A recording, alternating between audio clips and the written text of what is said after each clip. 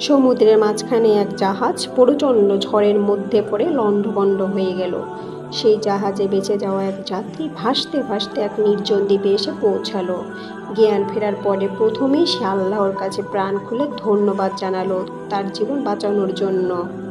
প্রতিদিন সে দ্বীপের তীরে এসে বসে থাকতো, যদি কোনো জাহাজ সেদিকে আসে সে আশায়।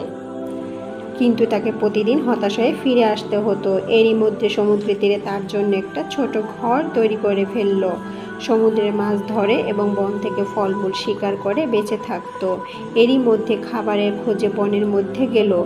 বন থেকে সে যখন ফিরে এলো তখন দেখলো যে তার রান্না করার চুলা থেকে আগুন লেগে পুরো ঘরটি ছাই হয়ে গিয়েছে এবং তার কালো ধোঁয়ার আকাশ ভরে গিয়েছে। লোকটি চিৎকার করে বলল, হায় আল্লাহ, তুমি ভাগ্যে এটাও রেখেছিলে। পরদিন সকালে এক জাহাজ আসলো তাকে উদ্ধার